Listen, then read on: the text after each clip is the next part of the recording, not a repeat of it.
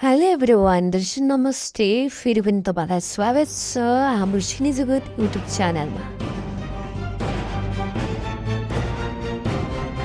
आज पनि तपाईँहरू बिच म निकै रोचक प्रसङ्ग लिएर उपस्थित भइसकेको छु म जेसी।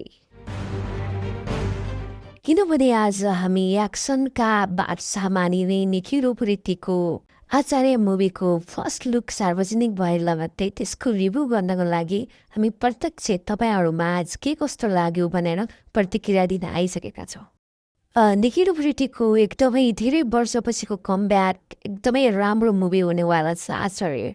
तर यसमा धेरै साना साना गल्तीहरूले नै फिल्मलाई ठुलो घाटामा नपुर्याउला भन्न हामीले सकिँदैन।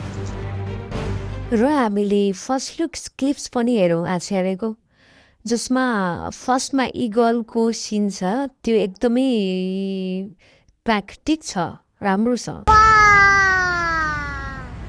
सुरुमा हेर्दा बित्तिकै कस्तो वाउ भाइब आउँछ र मजा पनि आउँछ, तर त्यो बिचमा आउने फन्ट त्यो लाइटिङहरू कस्तो सो सिम्पल। अनि त्यो वाउ सिनदेखि नै लास्टमा गएर अनि त्यो गाडीको सिन आउँछ, गाडीको भ्याफेक्स कस्तो जुर, अनि त्यसपछि त्यो ब्याकग्राउन्डहरू पनि कस्तो चिप देख्छ कि एकदम हाई क्वालिटीदेखि लोमा झरे जस्तो फिल हुन्छ। ये सब क्या देखना पड़ रहा है।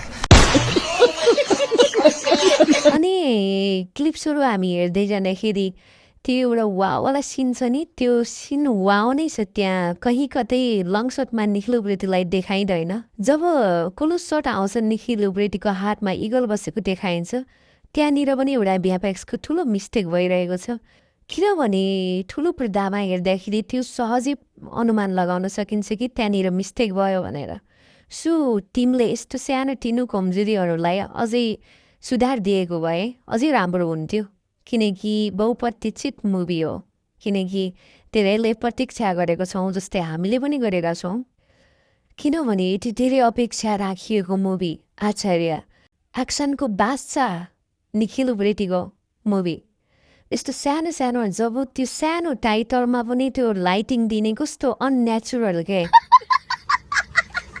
कुनै एउटा एपदेखि नै एडिट गरेको जस्तो।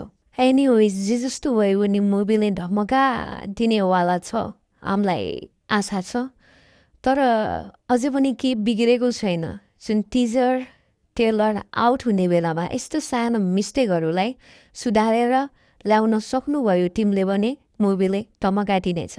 हस् त निखिल उप्रेतीका लाखौँ फ्यानहरूलाई यस्तो ससाना कुराहरूले निराश नबनाउनु होला र सुधारेर टिजर ट्रेलर आउट गर्नुहोला र सबैलाई खुसी दिनुहोला।